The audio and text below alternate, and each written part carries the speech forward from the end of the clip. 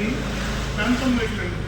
అంటే మనకి ప్యాంథమ్ ఐ రెండు రకాల మోడల్స్లో ఈ వెహికల్ డిజైన్ చేసిందండి.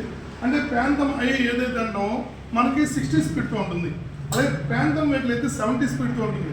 ఇది మనకి ఎలక్ట్రానిక్ బాడీ డ్రైవర్ బాడీ ఉంటుంది.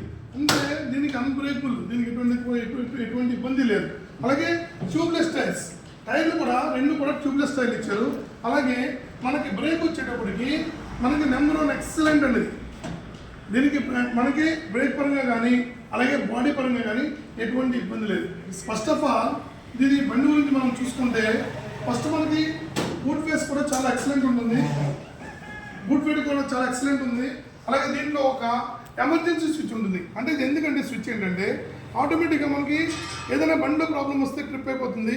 అదర్వైజ్ మనకి ఈ స్విచ్ వల్ల బెనిఫిట్ ఏంటంటే మనం ఎక్కడైనా బండి 2-3 రోజులు మనం యూజ్ చేయట్లేదు, ఎక్కడైనా రైల్వే స్టేషన్లో కానీ ఏదైనా విహారయాత్రలు వెళ్తే కనుక ఈ స్విచ్ ఆఫ్ చేసుకుంటే కనుక మనకి ఏదైతే బ్యాటరీలో ఛార్జింగ్ ఉందో అది డిశ్చార్జ్ అవ్వకుండా ఉంటుంది. ఫస్ట్ ఆఫ్ ఆల్ నెక్స్ట్ మనకి ఈ బండి వల్ల చెప్పుకుంటే ఇదిగోండి, ఇది ఇన్బుల్ట్ సిస్టమ్ అండి. మొత్తం అంతా కూడా దీని మోడ్స్ వచ్చేటప్పటికి అంతా కూడా ఇన్బుల్ట్ వస్తాయండి. మొత్తం అంతా కూడా ఇది చూడండి, మనకి హజార్డ్ లైట్స్ అండి, 4 సిగ్నల్స్ వెళ్తాయండి హజార్డ్ లైట్స్.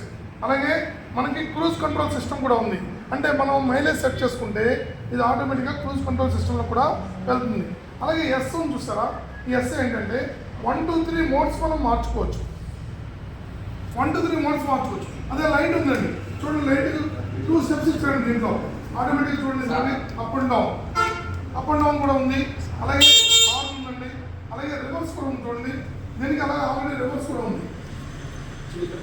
బండి పరంగా కూడా చాలా ఎక్సలెంట్ ఉంటుందండి ఇది. అది ఏమండి. నెక్స్ట్ మనకి యాంటీ థెఫ్ట్ అలారం ఇచ్చాడు దీంట్లో. చూడండి దీంట్లో మనకి యాంటీ థెఫ్ట్ అలారం ఇచ్చాడు. మనం రిమోట్తో కూడా ఆన్ చేసుకోవచ్చు అండి. ఈ విధంగా కూడా రిమోట్ మనకి తాళం లేకుండా కూడా మనం వేసుకోవచ్చు. అదర్వైజ్ చూడండి దీనికి యాంటీ థెఫ్ట్ అలారం ఇచ్చాడు. అంటే కనీసం దీన్ని ఎవరైనా టచ్ చేసినా లేదంటే దీన్ని తీసుకెళ్దామన్నా సరే దీన్ని తీసుకెళ్ళడానికి కూడా అవ్వదు.